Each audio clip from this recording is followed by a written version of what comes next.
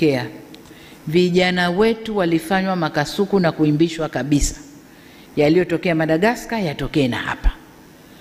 Lakini ukimvuta kijana yule, hebu niambie Madagascar kumetokea nini, hajui. Unataka hapa kitokee nini, hajui. Lakini waliimbishwa wimbo huo. Kwa hiyo lile lilikuwa ni jambo la kupangwa, na vurugu zile zilidhamiria makubwa. Vurugu zile ni mradi pana sana wenye nia kuu ya uovu ulio na wafadhili, washitiri na watekelezaji.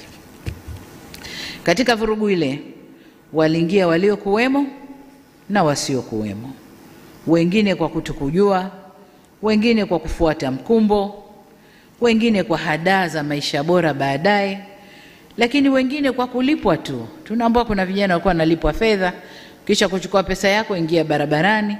Kwa waliingia bila madhumuni maalum ya nini wanakwenda kukifanya.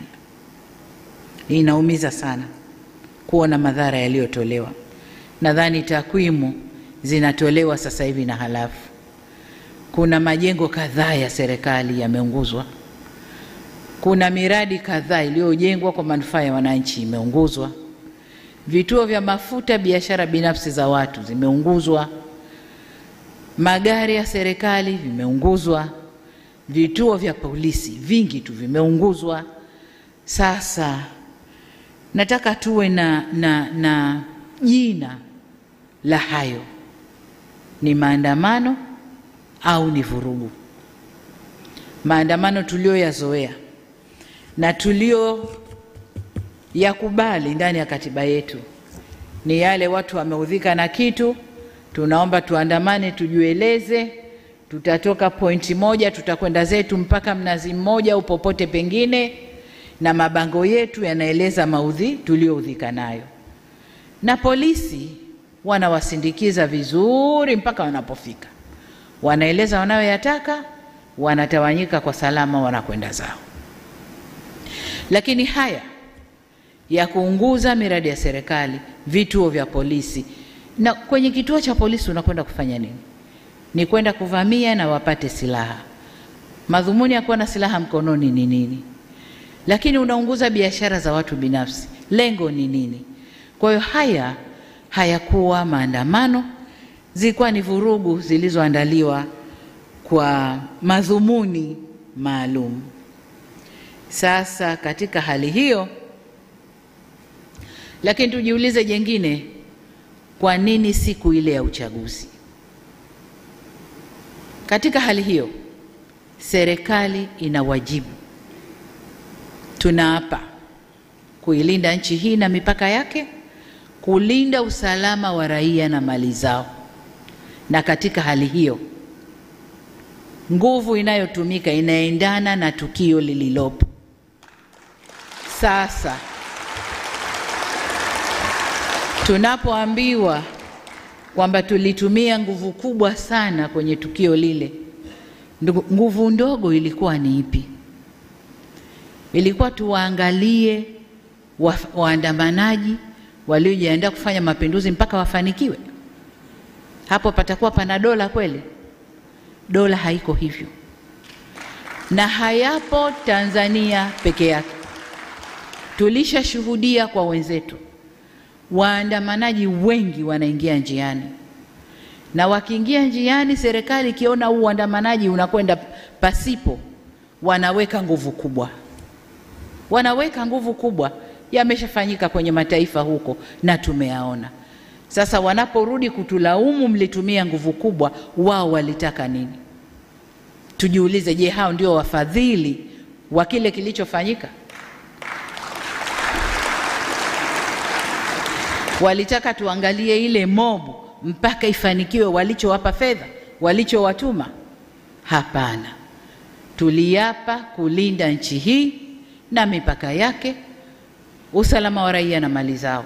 Kwa hiyo katika kufanya hivyo, kama wanavyofanya wao, na sisi tutafanya vile vile kuilinda nchi hii.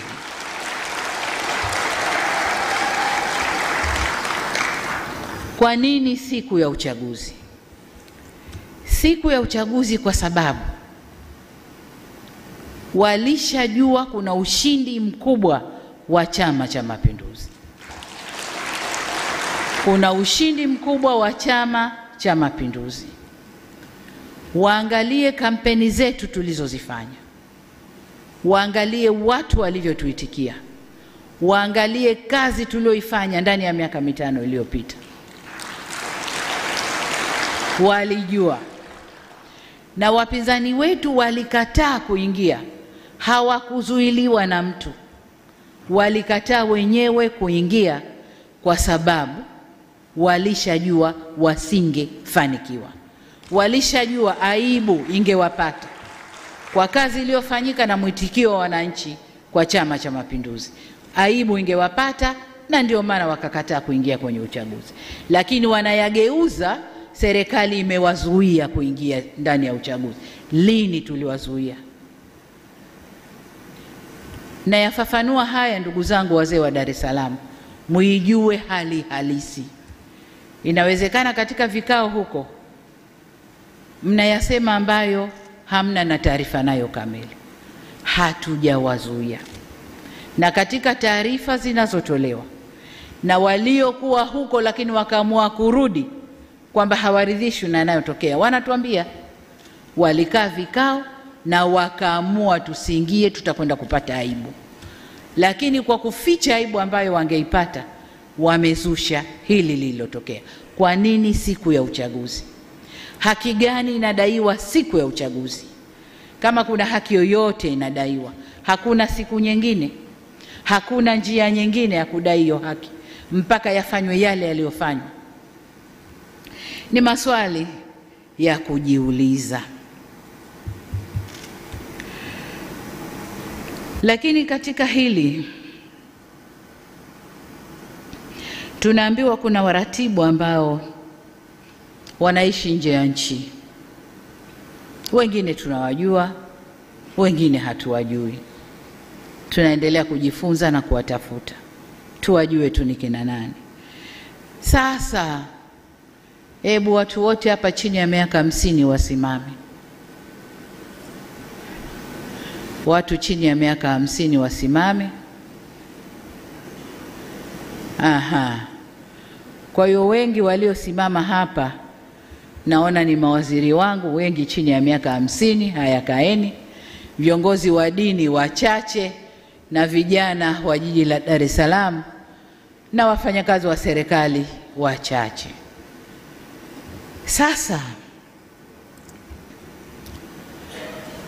hili jambo lina waratibu kutoka nje.